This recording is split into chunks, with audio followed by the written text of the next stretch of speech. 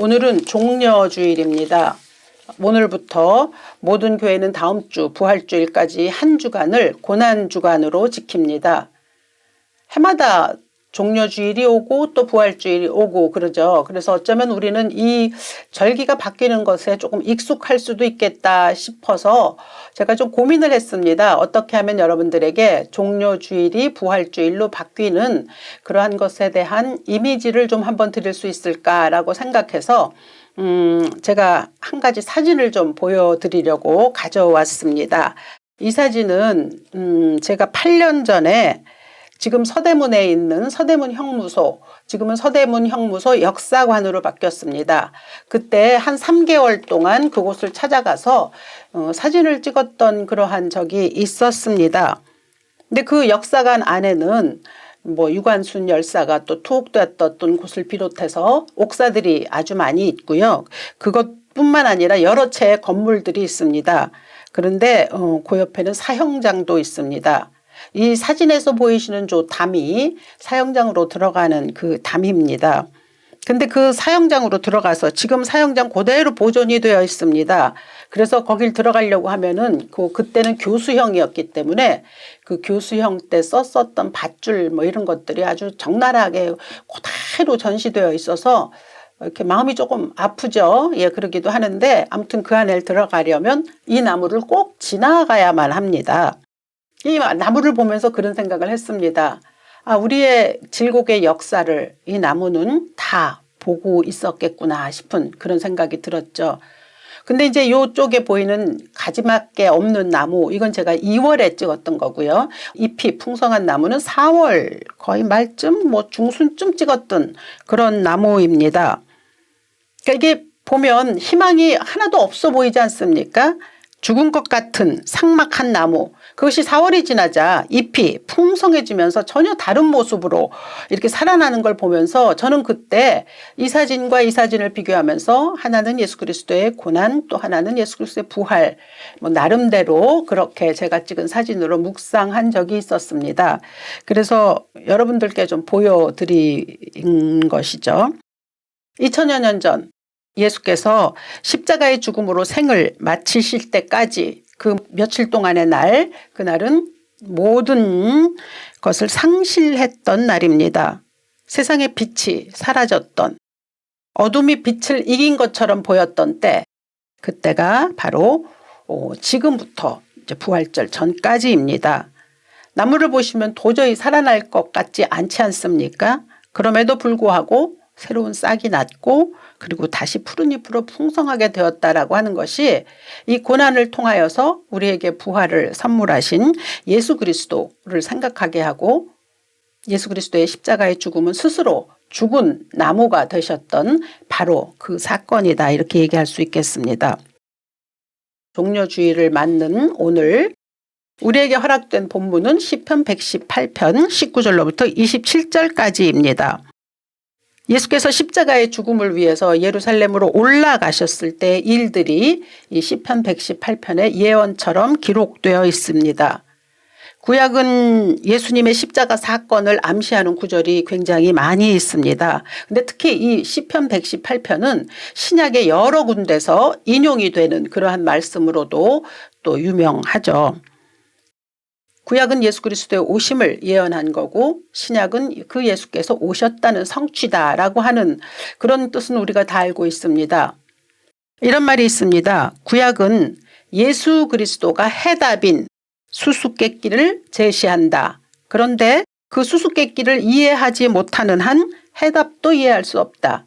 그러니까 구약에서 말씀하시는 예수 그리스도, 그분에 대한 것을 제대로 우리가 이해하고 파악할 때만이 신약에 등장하시는 예수 그리스도에 대해서 알 수 있다라고 하는 이제 그런 말입니다.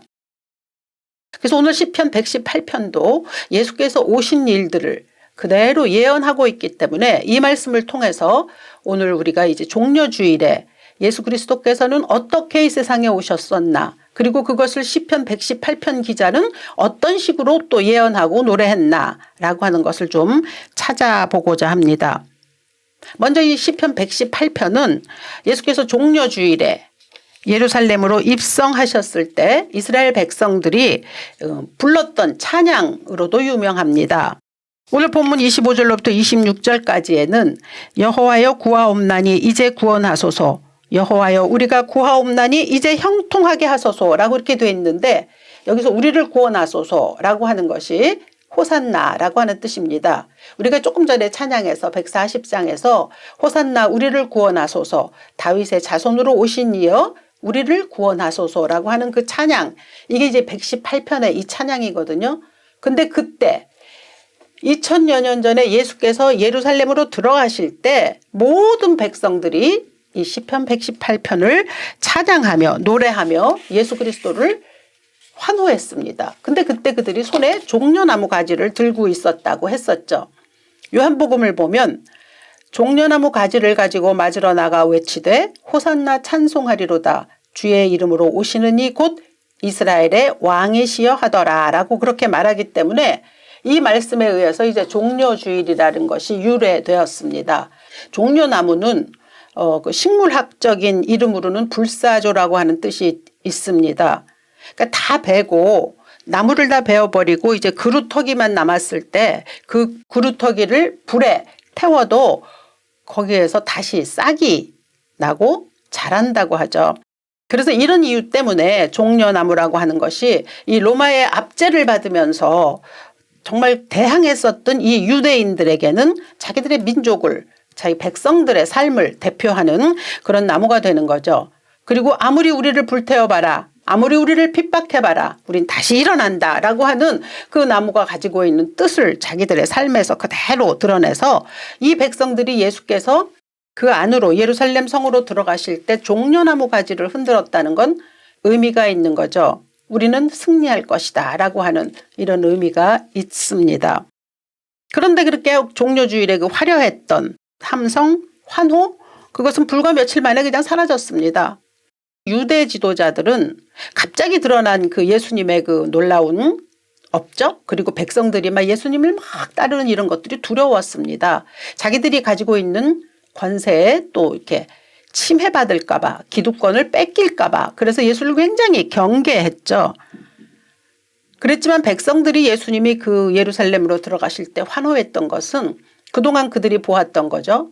죽은 자를 살리셨고 배고픈 자를 먹이신 거 보니까 아, 이제 우리의 메시아는 틀림없이 우리를 로마로부터 구출하실 것이다 라고 하는 것에서 막 환호하고 흥분하고 그렇게 예수님을 환영했는데, 가만히 보니까 예수님의 하시는 일들이 자기들의 기대에는 못 미치는 거죠.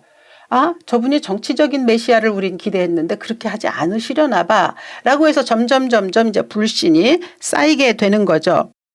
아, 죽은 자도 살리셨던 그 능력을 왜 안 보여주는 걸까라고 하는 이러한 의심과 회의가 있었던 거죠. 그래서 결국은 그 며칠 사이에 각자 유익에 따라 예수 그리스도를 십자가에 못 박아 죽게 하는 사건이 일어난 것이죠. 물론 이 일은 하나님의 계획에 따라 이루어졌습니다. 그래서 이런 걸 보면 하나님이 계획하신 일들은 꼭 이루어지거든요. 근데 그 하나님의 일이 이루어질 때 어떤 사람은 선인의 역할을 하고 또 어떤 사람은 악인의 역할을 한다는 것을 보면서 우리의 삶에서도 내 삶을 통해 하나님의 계획이 어떤 방면에서 어떤 식으로 이루어질지라도 선인의 반열에 들어서야 되겠다라고 하는 각오를 하지 않을 수가 없습니다. 아무튼 그렇게 해서 예수 그리스도를 십자가에 못 박아 죽였습니다. 오늘 118편은 예수님의 죽음을 예언하는 게 아니라 예수가 누구신지를 전해줍니다. 그런데 이 본문이 오늘 우리 종려주일에 우리에게 주어진 까닭은 원래 예수는 118편에서 이 시편 기자가 얘기한 것처럼 이러한 분인데 그분이 십자가에서 죽으신 까닭은 예수가 원래 이런 분이시라는 것을 나타낼 수 있기 위해서 하나님께서 행하신 일이었다라고 하는 그러한 의미가 들어 있습니다. 그러니까 그 의미를 깨닫지 않고 이 말씀을 대하면 사실 잘 모를 수도 있죠. 요한복음을 통해서 우리는 예수께서 어떤 분이신지를 압니다. 요한복음에는 7개의 에고에이미가 있습니다. 나는 뭐뭐이다 라고 하는 예수님의 스스로 당신에 대해서 당신이 정체성을 밝혀주신 거죠. 근데 예수님은 생명의 떡이다, 세상의 빛이다. 양의 문이다. 또 선한 목자다. 부활이요 생명이다. 길과 진리와 생명이다. 그리고 나는 포도나무다. 이렇게 7개의 에고 에이미를 선언하셨습니다. 근데 사도 요한이 이 일을 예수께서 그렇게 당신에 대해서 말씀하신 것을 아주 정교한 타피스트리를 짜듯이 굉장히 공교하게 그분을 드러내는 방식을 차용해서 우리에게 알려주죠. 그러니까 예를 들면 오병이어의 기적이 있은 후에 예수는 생명의 떡이다 라고 이렇게 표현을 했고요. 그러니까 그 예수님이 말씀하신 것을 그렇게 연결을 시켰고요. 또 소경의 눈을 뜨게 한 이후에 예수께서 세상의 빛이다 라고 하는 거를 이렇게 연결을 시켰습니다. 그러니까 굉장히 지혜롭기도 하고 또 우리로 하여금 예수가 어떤 분이신지를 잘 알 수 있게 아주 쉽게 얘기해 주었습니다. 그런데 오늘 본문에서도 시편 기자는 예수가 어떤 분이신지, 물론 시편 기자는 성령의 영감을 받아서 전했지 그 예수님의 시대보다는 훨씬 오래전 아닙니까? 그러니까 성령께서 역사하셔서 감동을 입어서 그냥 이렇게 전했을 뿐입니다. 그렇지만 분명히 예수가 누구신지를 우리가 다 알 수 있도록 확실하게 드러내 줍니다. 본문에서 예수님은 오늘 제목처럼 문, 돌, 빛으로 표현이 됩니다. 문은 의의 문입니다. 돌은 건축자가 버렸지만 주춧돌, 모퉁이 돌로 쓰이는 그러한 돌입니다. 그리고 예수는 빛이다 라고 해서 이 3개로 예수님을 표현해 줍니다. 그렇기 때문에 오늘 이 말씀이 예수님은 원래 문이시고 또 돌이시고 빛이신데 이 고난주간과 종려주의를 포함한 이 주간에 예수 그리스도께서는 어떻게 변화를 이루셔서 당신이 의의 문이신지, 당신이 어떻게 건물의 주춧돌이신지, 그리고 당신이 어떻게 빛이 되시는지를 그대로 보여주시는 거죠. 그러니까 이제 오늘 말씀을 조금 미리 정리를 해드리자고 하면 예수님은 의의 문이 되시기 위해서 지옥문으로 들어가셨습니다. 예수님은 모퉁이 돌이 건축의 주춧돌이 되는 그 모퉁이 돌이 되시기 위해서 부서지고 깨어지셨습니다. 예수님은 우리를 빛으로 인도하기 위해서 어둠과 마주하고 죽음의 권세를 이겨내셔야만 했었습니다. 그러니까 그렇게 하실 수밖에 없었던 것들이 오늘 종려주일로부터 그리스도의 순환에까지 일어났던 사건입니다. 오늘 시편 기자가 이야기할 때 예수님은 첫째 문이라고 이렇게 예언합니다. 19절 20절을 보면 의의 문을 열지어다 내가 그리로 들어가서 여호와께 감사하리로다 이는 여호와의 문이라 의인들이 그리로 들어가리로다 라고 이렇게 선포했습니다. 의인들이 들어갈 수 있는 문, 그게 구약으로 따지면 성전문입니다. 왜냐하면 그곳에 하나님이 계시기 때문에 하나님과 교통하기 위해서는 그곳으로 들어가야만 하죠. 그러나 이게 신약으로 오면 우리가 하나님과 교통할 수 있으려면 누구를 통과해야 합니까? 나는 길이요 진리요 생명이니 나로 말미암지 않고는 아버지께로 올 자가 없다고 하신 그 의의 문이시는 예수를 통해서만 하나님께로 갈 수 있습니다. 그러니까 신약에서는 당연히 의의 문이 예수 그리스도이신 거죠. 우리는 하나님께로 나아갈 수 없었던 죄인이었습니다. 그런데 예수께서 우리를 의인이라고 칭해 주셨습니다. 십자가의 죽으심으로 우리로 하여금 그 하나님과 교통할 수 있게 해주셨죠. 그래서 요한복음 10장 9절은 말씀합니다. 내가 문이니 누구든지 나로 말미암아 들어가면 구원을 받고 또는 들어가며 나오며 꼴을 얻으리라. 그러니까 예수님이 문이 되어주셔서 우리에게 허락하신 건 뭐죠? 구원을 받고 생명을 주시는 거예요. 그리고 그뿐만 아니라 들어가며 나오며 꼴을 얻는다. 그러니까 우리의 삶의 모든 일반적인 모든 것들이 다 예수님으로부터 말미암는다고 예수님 직접 그렇게 말씀하셨습니다. 그러니까 예수님은 우리의 생명의 문이 되어주시는 거죠. 죄인인 우리가 의인으로 들어갈 수 있는 의의 문이 되어주십니다. 그래서 생명을 얻죠. 저는 이제 이 말씀을 보면서 예수께서 모든 자들에게 나는 양의 문이다 라고 얘기하셔서 그 안으로 들어오며 나가며 꼴을 먹을 수 있다고도 하셨지만 또 예수님은 문에 대해서는 좁은 문으로 들어가라고 우리에게 이렇게 말씀하셨거든요. 어쩌면 예수님이 이 시편 118편을 마음에 두시고서 하신 것은 아닐까 이렇게 생각했습니다. 왜냐하면 예수님은 의의 문이시잖아요. 의인이 들어갈 수 있는 문이시잖아요. 그렇다고 한다면 세상 사람들이 세상적으로 살아갈 수 있는 그런 문과는 다르죠. 아무나 들락거릴 수 있는 문은 아니기 때문에 오직 의인만이 들어갈 수 있는 문이라면 당연히 그 문은 좁은 문이 될 수밖에 없는 것이죠. 그러니까 생명의 길이기 때문에 우리가 무조건 가야 하지만 그러나 그럼에도 불구하고 좁은 문이기 때문에 또 우리가 가야 하는 길에서 어려운 고난이 있을 수도 있다라고 하는 것을 생각하셨을 것이다. 이렇게 한번 추측해 보았습니다.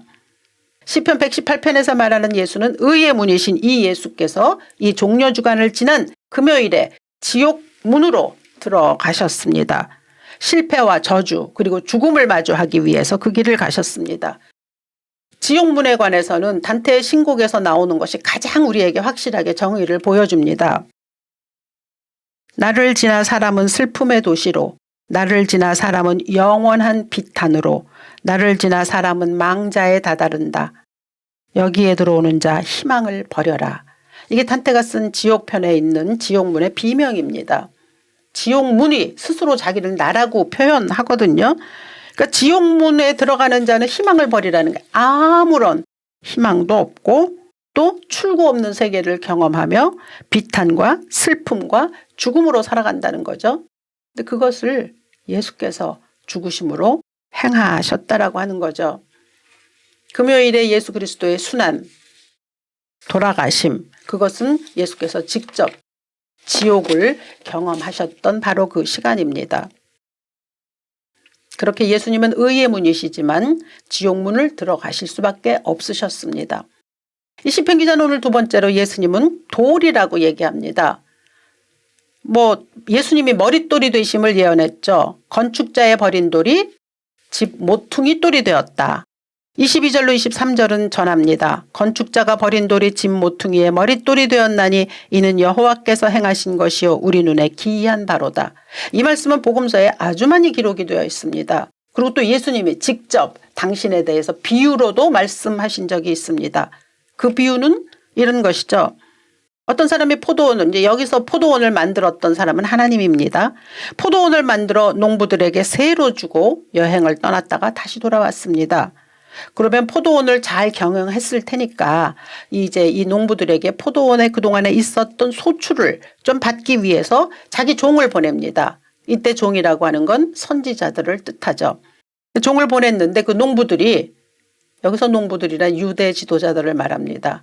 그 종을 다 때려서 보냈습니다. 그러니까 소출은 주지 아니하고 그냥 때려서 보냈다는 거죠. 근데 이 같은 일이 3번이나 되풀이되었습니다. 그러자 이번에 주인이 생각하기를 그래 종을 보내서 이런 일이 일어났구나.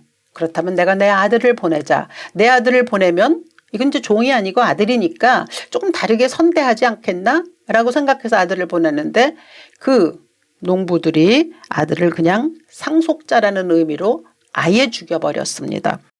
그러니까 이 이야기가 예수님에 의해서 복음서에 기록이 되어 있습니다. 농부들에 의해서 죽임당한 이 아들, 이게 바로 예수 그리스도죠. 그리고 그때 하신 말씀이 바로 이 시편 118편에 있는 건축자들의 버린 돌이 모퉁이의 머릿돌이 되었다라고 이렇게 말씀하셨습니다. 그러니까 다시 말하면 이 건축이라고 하는 또 우리의 사람됨도 말할 수 있습니다. 또 성전이라고 얘기할 수도 있죠. 그게 모든 것의 근간이 되시는 예수가 백성들에 의해서 부서지고 깨어졌다라고 하는 바로 그 말씀을 뜻합니다. 유대인들 건축자들에 의해서 버려진 그 돌이 집의 주춧돌이자 건축물을 살리는 돌로 우뚝 서게 되었죠. 근데 그때 버려지기까지 몸소 깨어지고 부서지는 그것을 체험하실 수밖에 없었던 그 일이 예수 그리스도의 순환이죠. 이 깨어지고 부서진다 이런 걸 보니까요. 제가 또 한 가지 사진이 생각이 났습니다. 이게 유현준 씨의 유튜브에서 본 사진인데요. 지금 보시는 저 사진은 캘리포니아 나파밸리에 있는 노미너스 와이너리라고 하는 포도원의 사진입니다. 그 오른쪽에 보이는 사진에서 저게다 이 철망에다가 돌로 쌓아놓은 벽이라고 합니다. 이렇게 이런 식으로 건축은 잘 하지 않는다고 하는데 어쨌든 철망에 돌을 집어넣어서 쌓아올린 벽을 하고 있고요. 그러면 그것이 이제 전경 외부에 있는 것이라고 한다면 요 왼쪽에 왼쪽에 있는 그 사진 가운데서 돌들이 큰 돌들이 이렇게 깨어진 돌들이 이렇게 있습니다. 그리고 그 사이로 공간으로 빛이 들어올 수 있다라고 하는 거죠. 근데 이런 것들은 이 유현준 씨 말에 의하면 굉장히 참 아름다운 건물이고 자기 머리를 이렇게 한 대 맞은 것 같은 그런 충격을 받았다고 그렇게 말하면서 이것을 전해 주었습니다. 돌의 깨어짐 그리고 그 사이로 들어오는 빛의 조화 뭐 이런 것들을 건축가의 시선으로 얘기했는데 저는 이 그림을 그때 보면서 무슨 생각을 했냐 하면 여긴 포도원이구나. 그제 또 다른 사진에 막 포도나무도 있고 그래요. 포도원에 깨어진 돌이 있고 그 사이로 비치는 빛이 있고 라고 하니까 이런 것들이 저에게는 당연히 성경적인 관점에서 이 사진을 볼 수 있게 만들었습니다. 그래서 오늘 종려주일에 깨어지신 예수, 부서지신 예수, 그렇게 깨어지심으로 인하여 빛을 전하셨던 그 예수 뭐 이렇게 제가 좀 생각을 해서 올려 보내드립니다. 그러니까 저 돌 사이로 빛이 비친다는 거죠. 저 예수의 깨어짐이 없었으면 빛을 비칠 수가 없었던 거죠. 뭐라고 할까요? 이제 이 시편 기자는 그 돌에 대한 얘기를 하면서 제가 혼자 그 사진을 보면서 예수 그리스도의 빛, 돌 뭐 이런 것들을 그냥 생각했다는 거죠. 그런데 오늘 시편 기자는 세 번째로 예수가 우리를 비추시는 빛이 되신다는 걸 전합니다. 27절입니다. 여호와는 하나님이시라 그가 우리에게 빛을 비추셨으니 밧줄로 절기제물을 제단불에 맬지어다. 이 뒷부분은 좀 어렵습니다. 그래서 이걸 메시지 성경으로 찾아봤더니 어떤 뜻이냐면 하나님이 우리를 빛 속에 머무르게 하셨다. 우리를 빛으로 비추셨다. 그러니까 너희는 성소를 화환으로 꾸미라. 이건 이제 무슨 말이냐면 성전된 내 몸을 아주 근사한 사람으로 꾸미라는 거죠. 그리고 깃발을 제단 위에 걸으라. 깃발이라는 건 승리를 상징하거든요. 그러니까 하나님의 빛이 우리에게 비추어졌으므로 어둠에서 나오라는 거예요. 그리고 그냥 화환을 걸듯이 생명력 있게 살아가라는 거죠. 그리고 승리를 외치며 살아가라. 꽃처럼 활력 있게 생명력을 찬양하라 라고 하는 바로 그 뜻입니다. 시편 말씀이 있죠. 만군의 하나님이여 우리를 회복하여 주시고 주의 얼굴의 광채를 비추사 우리를 구원을 얻게 하소서. 주의 광채의 빛이 우리에게 있는 거 아닙니까? 이 하나님의 말씀처럼 빛으로만 존재하는 사람들입니다. 하나님의 빛으로. 이 하나님의 빛의 역사는 창세기부터 시작돼서 역사를 관통해서 지속적으로 지금까지 진행되어 옵니다. 창조시에 흑암을 물리쳤던 그 빛, 그 빛이 인간의 모든 삶의 어두움을 물리치는 빛이죠. 그리고 선지자들에 의해서 이렇게 전파된 이 빛, 이것이 예수에게서 완성되는 거 아닙니까? 시편 118편에서 이는 빛이시라 라고 하는 이 빛이 예수 그리스도에게서 완전하게 이루어집니다. 그래서 예수님 말씀하셨잖아요. 나는 세상의 빛이니 나를 따르는 자는 어둠에 다니지 아니하고 생명의 빛을 얻으리라. 참 얼마나 놀라운 말씀입니까? 나는 빛으로 세상에 왔나니 무릇 나를 믿는 자로 어둠에 거하지 않게 하려 함이로다 라고 그렇게 말씀하셨거든요. 너희가 전에는 어둠이더니 이제는 빛이다. 이 모두는 다 예수 그리스도께서 어둠과 죽음을 마주하심으로 일구어낸 빛이 우리에게 와 있기 때문입니다. 그런데 그 종려주일에 그 사람들은 빛이신 그 예수를 받아들이지 못한 거죠.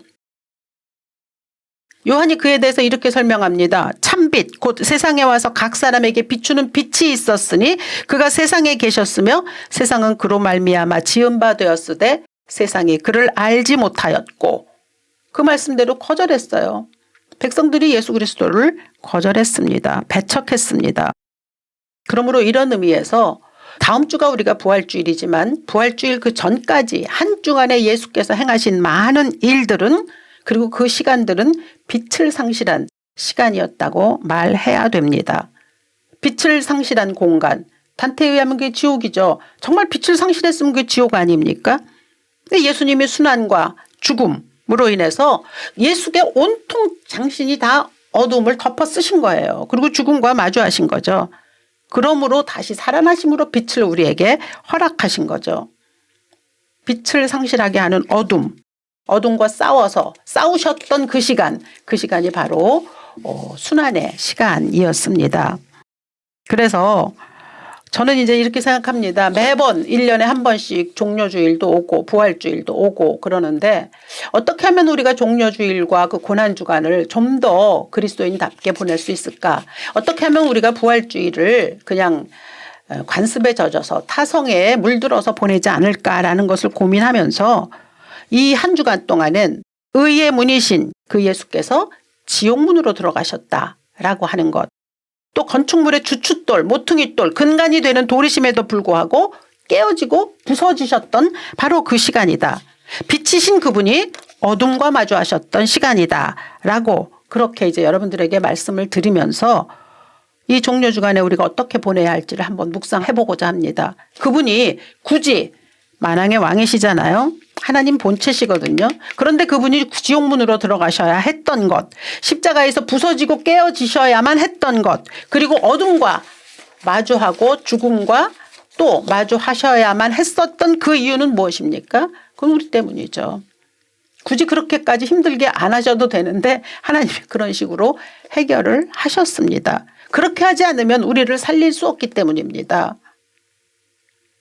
찬란한 부활의 때를 선물하시기 위해서 그분이 받으셔야만 했던 순환, 고난, 그것을 오늘 118편에 비추어서 보자면 118편에서 시편 기자가 예수님은 의의 문이다. 그분은 건축의 모퉁이돌이다. 그분은 빛이다. 이렇게 예언했는데 예수님이 십자가에서 죽으심으로 말미암아 그분이 지옥문으로 들어가셔야 했었다라고 하는 거죠.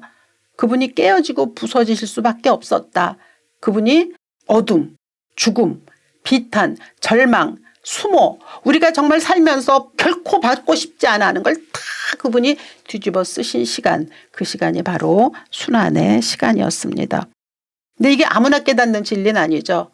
그래서 오늘 말씀하지 않습니까? 시편 기자가 이는 여호와께서 행하신 것이요 우리 눈에 기이한 바로다. 그래서 알지 못하는 사람들은 십자가의 죽음에 감사하지 못합니다. 왜 십자가의 죽음에 대해서 그토록 그리스도인들이 목을 매는지 잘 모릅니다. 그러나 알고 있는 우리들은 우리의 인간의 생각으로 우리의 지혜로 그냥 인정해 주자 하는 거 아니지 않습니까? 우리는 이게 믿어지는 사람 아닙니까? 참으로 감사한 일이죠. 오직 하나님의 은혜로서만 깨달을 수 있는 기적입니다.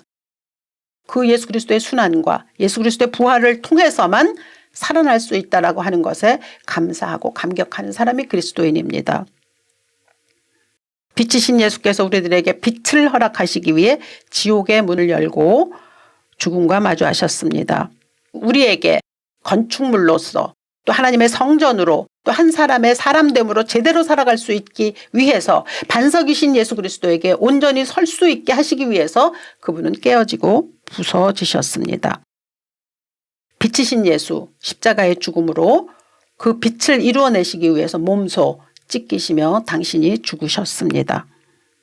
도저히 살아날 것 같지 않은 이 나무가 이렇게 이게 지금 4월이라 이렇죠. 이게 5월 6월 들어가면 더욱더 푸르른 녹음으로 바뀝니다. 근데 이제 그때 이렇게밖에 찍을 수 없었는데 이래서 스스로 죽은 나무가 되셨던 시간, 그 시간이 종려주일로부터 부활주일까지 예수께서 행하셨던 일입니다. 그래서 이번 주간에 여러분들이 주의 은혜로 이 그리스도의 고난과 순환을 묵상하고 그리고 다음 주에 찬란한 부활을 맞을 수 있기를 이 아침 주 예수의 이름으로 축원합니다. 살아계신 아버지 하나님께서 우리를 사랑하셔서 의의 문이신 당신이 지옥문으로 들어가셨고 모든 집에 모퉁이돌이 되시는 당신이 부서지고 깨어지는 돌이 되시며 건축자로부터 버림받으셨습니다. 또 빛이신 당신이 우리 때문에 어둠과 함께 하시며 말할 수 없는 순환을 겪으셨습니다. 그로 인해 우리는 부활의 생명을 얻고 삶의 축복을 받습니다. 이 은혜를 우리가 잘 묵상하며 살아갈 수 있는 우리 되게 도와주시옵소서. 주 예수 그리스도 귀하신 이름으로 기도합니다. 아멘.